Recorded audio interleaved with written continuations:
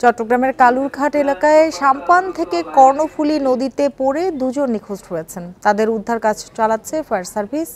আরও জানাতে চট্টগ্রাম থেকে যোগ দিয়েছেন সহকর্মী অনুপম শীল। অনুপম, শুরুতেই বলবেন যে ঘটনাটি কিভাবে ঘটলো, সাম্পান থেকে কিভাবে দুজন নদীতে পড়লেন, আর উদ্ধার কাজের অগ্রগতি এখন পর্যন্ত কি?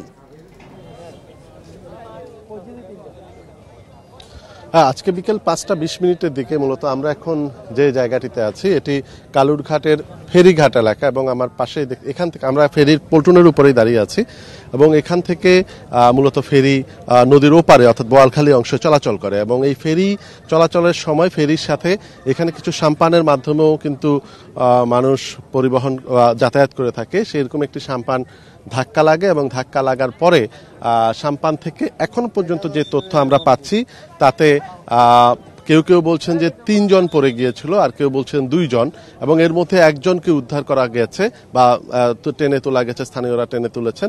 কিন্তু এখন আসলে এখানে আরেকজনের ব্যাপারে অনেকটাই নিশ্চিত। তিনি এখানকার পল্লী বিদ্যুতে চাকরি করেন, আশরাফ আলম কাজল নামে একজন, তাকে খুঁজে পাওয়া যাচ্ছে না। আর এর বাইরে কেউ এখানে প্রত্যক্ষদর্শীরা আসলে কেউ বলছেন যে আরও একজন পড়েছেন, তবে কেউ কেউ বলছেন যে না, একজনই পড়েছেন। অর্থাৎ এখন এই যাই হোক 2 জন অথবা একজন এই উদ্ধার নিয়ে আসলে কার্যক্রম চলছে।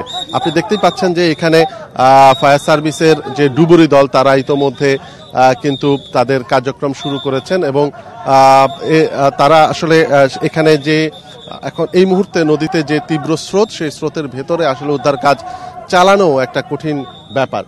আর মূলত এখানে আসলে এই ফেরিঘাটটি বা এই কালুরঘাট সেতু এলাকায় কর্ণফুলী নদীতে কিন্তু আমরা কিছু নির্দিষ্ট বিরতি পরপরই কিন্তু নানা ধরনের দুর্ঘটনার খবর পাই। 2 মাস আগে এখানে ফেরিঘাটে একটি টেম্পুর ধাক্কায় অর্থাৎ হিউম্যান হলারের ধাক্কায় এক কলেজ ছাত্রী সে ফেরিঘাটের যে রেলিং, সেই রেলিংয়ের সাথে ধাক্কা খেয়ে তাকে মারা গিয়েছিলেন।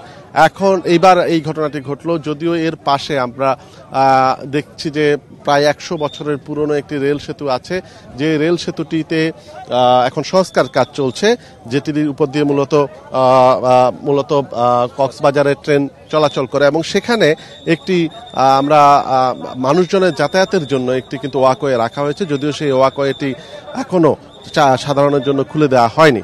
তবে বিষয় হচ্ছে এখানে যে তীব্র স্রোত, এই তীব্র স্রোতকে উপেক্ষা করে বা তীব্র স্রোতের মধ্যে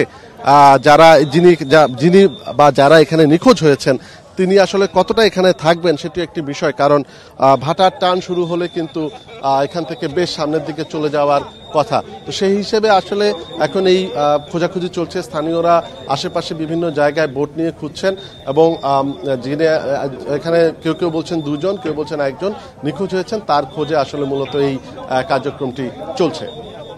অনুপম, আপনাকে অনেক ধন্যবাদ। চট্টগ্রাম থেকে কথা হচ্ছিল সহকর্মী অনুপম শীলের সাথে।